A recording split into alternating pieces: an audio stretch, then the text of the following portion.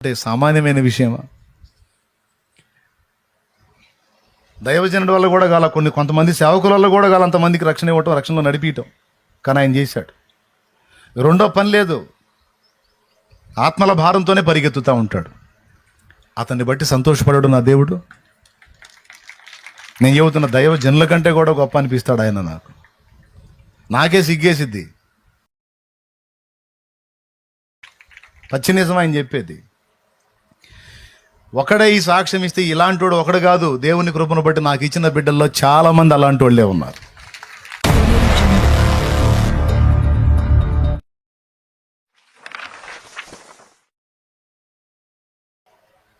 ఊపిరున్నంత వరకు ఒక్క రోజు కూడా పోనీకూడదు. నా ప్రభుని ప్రకటిస్తానే ఉండాలి, ప్రజలకు తెలియజేస్తానే ఉండాలి.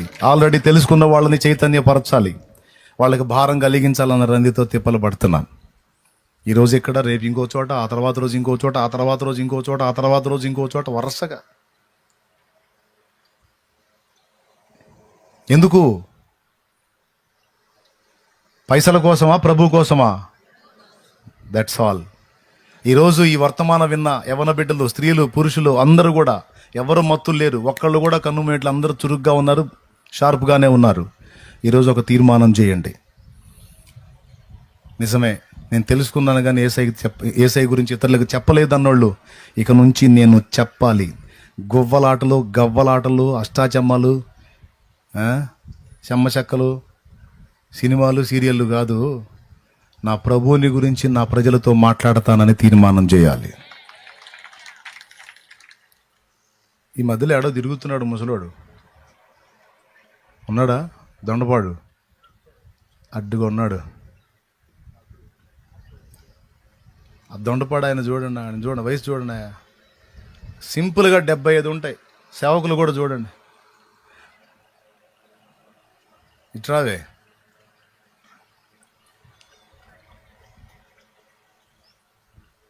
ఆడోళ్ళు మగోళ్ళు మొత్తం కుర్రోళ్ళు ముసలోళ్ళు అందరూ సిగ్గు తెచ్చుకోవాలి ఆయన చూసి. దా తొందరరా.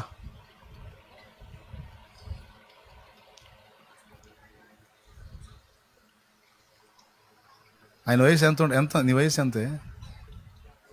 77 ఏళ్ళు అంట. అటు తిరిగి వందనాలు చెప్పు. 77 ఏళ్ళయా? ఇప్పటి వరకు నువ్వు నమ్ముకుంది ఏ సంవత్సరం? రక్షణ పొందింది ఏ సంవత్సరం? అది 2012, 2012, 2011, 12లో అంతే. 2011 ఆ మధ్యలో అంతే, 11లోనే. చూడండి, అంతకుముందు బరిగోడు వ్యాపారం నువ్వు చేసింది, వ్యాపారం చేశాడు. 2011లో నమ్ముకున్నాడు అంటే ఇప్పటికి ఎన్నేళ్ళు? 14 ఏళ్ళు ఆయన దేవుళ్ళలోకి వచ్చి. 14 ఏళ్ళు అంటే ఇప్పటికి 77 అంటే అప్పుడు ఎంత వయసు? కనీసం 63. అవునా? 63 ఏళ్ళు అప్పుడు నమ్ముకున్నాడు, ఇప్పుడు 77. చెప్పు, ఎంతమందిని రక్షణ నడిపించావు నువ్వు?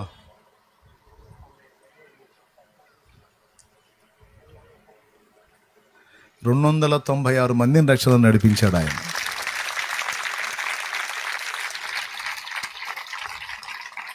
కొట్టు.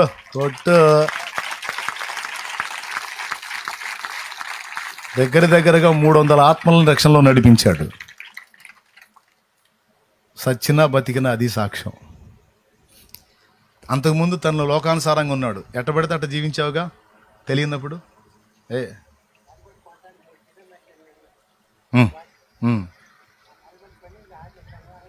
అలవాట్లు ఉన్నాయి అప్పుడు నీకు. ఫుల్ డింకర్ అంట. ఆ మైకి ఇస్తే బాగుండి వినపడిద్ది. అది చెప్పవే, ఆ మాట చెప్పు. ఫుల్ డింకర్. నా కొడుకులు తాగి, నేను తాగి, నా అల్లుళ్ళు తాగుతారు, కొడుకులు తాగుతారు, తండ్రి కూడా తాగుతాడు. నేను కూడా తాగేవాడిని.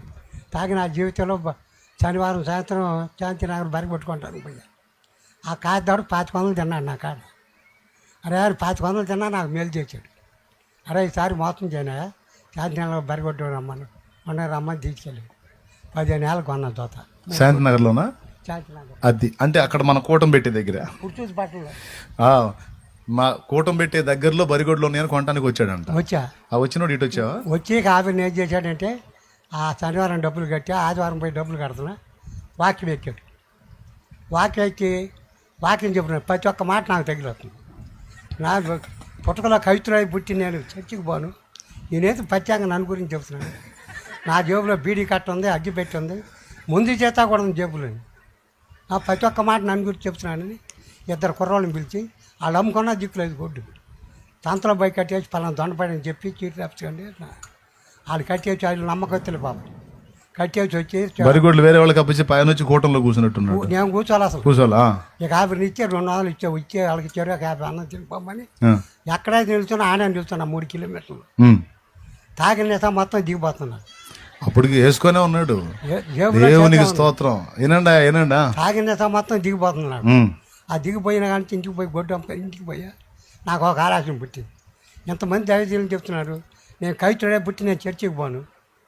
నేను చిన్నపిల్లవాడప్పుడు మా అమ్మని చేసేది చూస్తా ఉండేవాడిని. తర్వాత నా భార్య చేయటం మొదలుపెట్టింది. నా భార్య చేత మొదలుపెట్టింది కానీ నా కొడుకులకు ఉపయోగపడదు, నాకు ఉపయోగపడదు.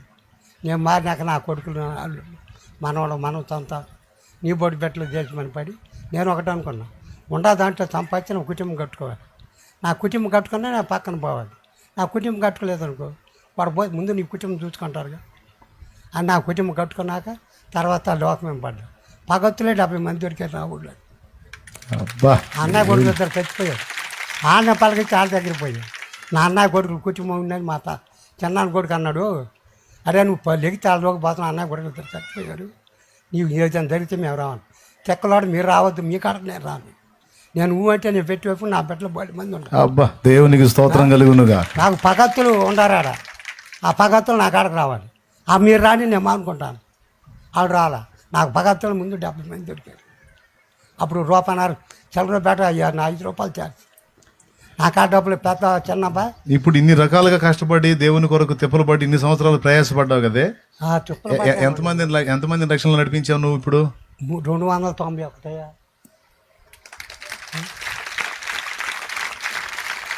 చాలు, నాకు సంతోషం. ఇప్పుడు మీకు సాక్ష్యం చూపించా.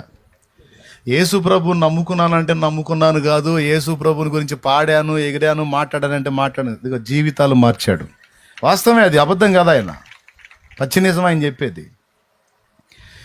ఒకడే ఈ సాక్ష్యం ఇస్తే ఇలాంటి వాడు ఒకడు కాదు. దేవుని కృపను బట్టి నాకు ఇచ్చిన బిడ్డల్లో చాలా మంది అలాంటి వాళ్ళే ఉన్నారు.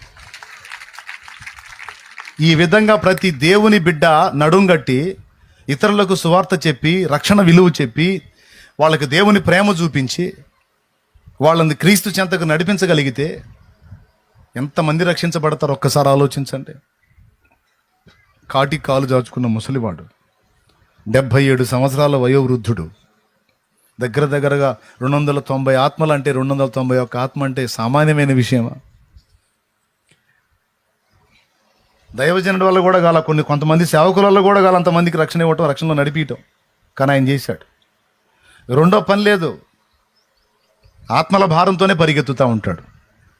అతన్ని బట్టి సంతోషపడాడు నా దేవుడు. నేను చెబుతున్న దైవజనుల కంటే కూడా గొప్ప అనిపిస్తాడు ఆయన.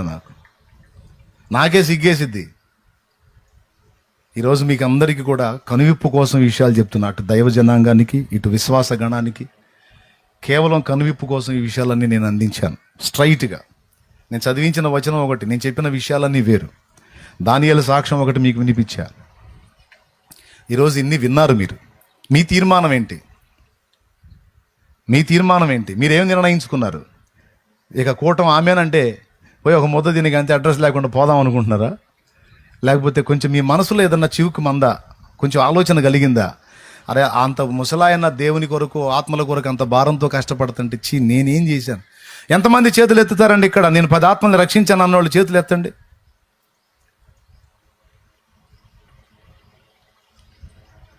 చూసారా, ఆడవాళ్ళలో మగవాళ్ళలో ఒక హ్యాండ్ కూడా లేవలా. కానీ ఇక నుంచి నేను తీర్మానం చేసుకున్నానన్నా, నేను ఖచ్చితంగా ఇతరులకు దేవుని పరిచయం చేస్తాను. నేను కూర్చున్నా లేచిన ఆయన ధ్యాసలో ఉంటాను. నేను రక్షించబట్టమే కదా, అనేకుల్ని రక్షిస్తాను. ఇక నేను చావబోయే లోపు కనీసం కొందరినైనా నేను రక్షించే దేవుని దగ్గరికి చేరాలనుకుంటున్నాను అన్నోళ్ళు చేతులు ఎత్తండి. నా దేవునికి మహిమ కలుగును గాక. హల్లెలూయా. నిజంగానేనా? లేకపోతే ఈ కాసేపు ముచ్చటా నాకు?